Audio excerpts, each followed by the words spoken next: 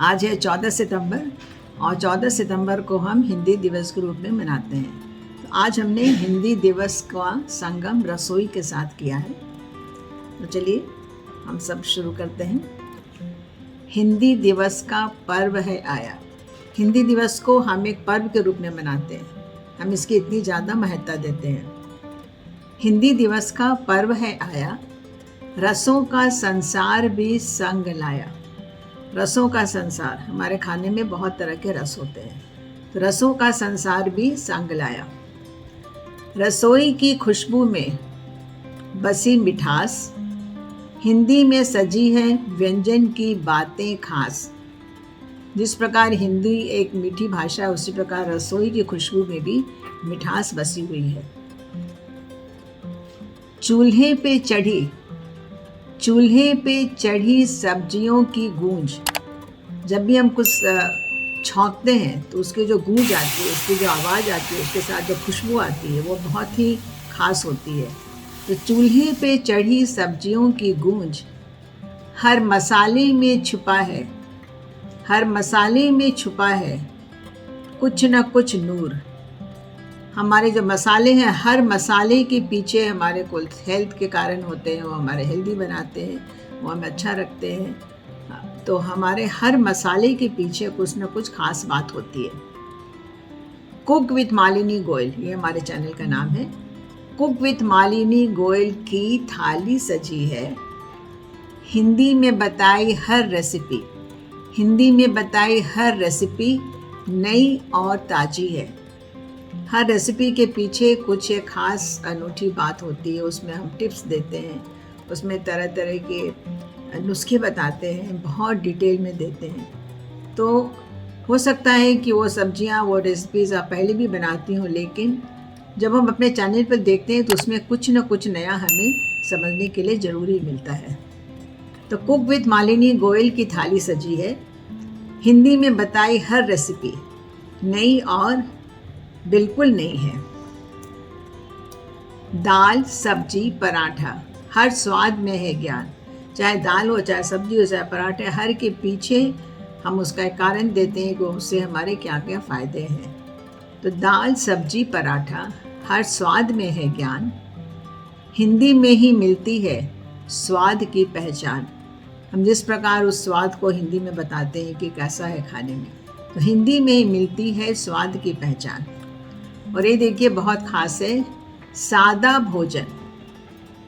सादा भोजन पौष्टिक खजाना। जितना सब खाना सादा रहेगा उतने उतनी ही ज़्यादा पौष्टिक तत्व रहेंगे। तो सादा भोजन पौष्टिक खजाना, हम हिंदी में सीखें इसे कैसे है बनाना। हम हिंदी में सीखें कि हम कैसे एक स्वास्थ्यवर्धक खाना बना सकते हैं।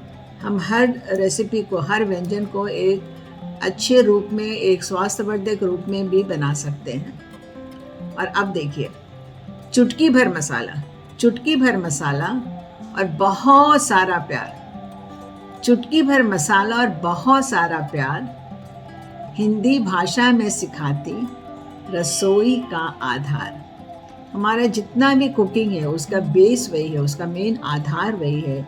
मसाला बहुत ज़्यादा ना डालें और बहुत सारा प्यार भरें। आप जितने प्यार से खाना बनाएंगे ना, खाना उतना ही स्वादिष्ट बनेगा। तो चुटकी भर मसाला और थोड़ा सा प्यार, हिंदी भाषा में सिखाते हैं रसोई का आधार। खाना बनाने का मेन आधार, मुख्य कारण, मुख्य आधार, मुख्य फाउंडेशन यही होता है। तो आइए इस हिंदी दिवस पर मनाएं, आइए इस हिंदी दिवस पर मनाएं, स्वाद और संस्कृति को साथ मिलाएं।